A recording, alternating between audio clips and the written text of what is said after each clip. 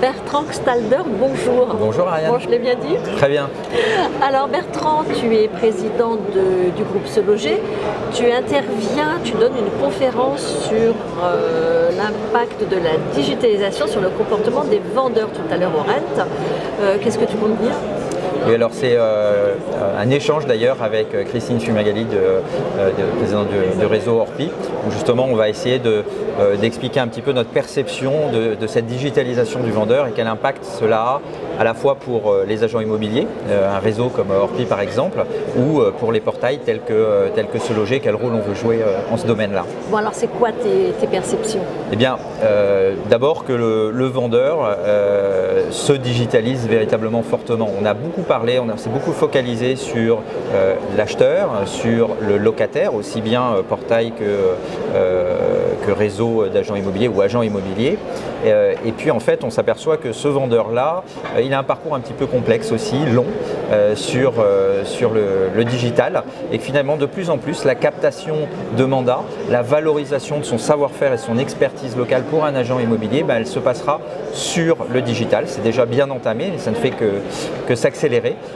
Et voilà, il y a certains codes à appréhender pour bien être en relation avec le particulier, avec le propriétaire sur le digital. Ça veut dire que l'agent immobilier doit se positionner très très en amont aujourd'hui. Exactement, le parcours d'un vendeur, c'est d'abord le parcours d'un propriétaire. On acquiert un bien, on a un patrimoine, c'est souvent le patrimoine le plus important. Et dès qu'on a fait une acquisition, on se pose la question finalement de la valeur de son bien, par exemple, de comment il évolue. Donc cette curiosité, elle naît dès l'achat.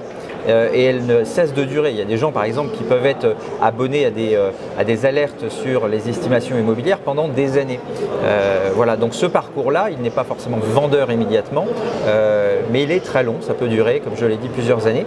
Et il faut savoir se valoriser au cours de ce parcours-là et puis être là au bon moment.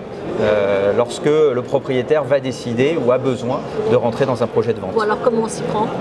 Je vais prendre des exemples tout simples. C'est déjà de porter sur le digital ce qu'un agent immobilier sait faire et fait dans le physique.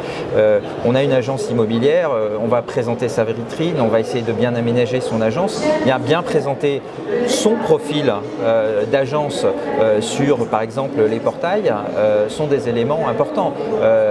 Montrer les avis par exemple que l'on peut obtenir, ce sont aussi des éléments valorisants pour l'agent immobilier. Diffuser des annonces pour montrer son savoir-faire local ou diffuser des biens vendus, c'est comme mettre ses panneaux sur les balcons ou devant les maisons que l'on a vendues. Voilà, il faut savoir valoriser son expertise locale par rapport à ses concurrents présents. Et à contrario, quelles sont les erreurs à ne pas commettre? L'erreur principale, c'est justement de sous-estimer, je dirais, cet impact-là. On le voit au travers des estimations en ligne. Si je prends le groupe Se Loger, donc Se Loger Logic-Immo, et puis également Meilleur Agent qui rejoint le groupe Aviv, c'est près de 6 millions d'estimations en ligne par an avec un volume en forte croissance. On voit bien cette appétence du propriétaire sur le digital. Il est là, il est en recherche d'informations et la plus grosse erreur, c'est justement de sous-estimer l'impact de cette visibilité digitale. Dernière question, Bertrand, l'impact du digital chez toi à titre perso ces dernières années, comment tu le résumerais? Peut-être trop de digital. Non, je dirais que oui, ma réponse n'est pas neutre. En fait, je trouve que dans le rôle de l'agent immobilier, par exemple, on parle beaucoup du digital, etc. Et le digital, pour moi, c'est comme un exosquelette pour l'agent immobilier. C'est ce qui va lui donner plus de puissance, plus d'efficacité d'abord dans des outils qu'il peut utiliser, ou aussi d'être plus convaincant, par exemple, comme je l'ai expliqué, pour valoriser son expertise locale. Mais finalement, son rôle central et ce sur quoi les gens l'attendent, c'est l'humain. C'est sa compétence, son professionnalisme, mais c'est aussi la relation humaine.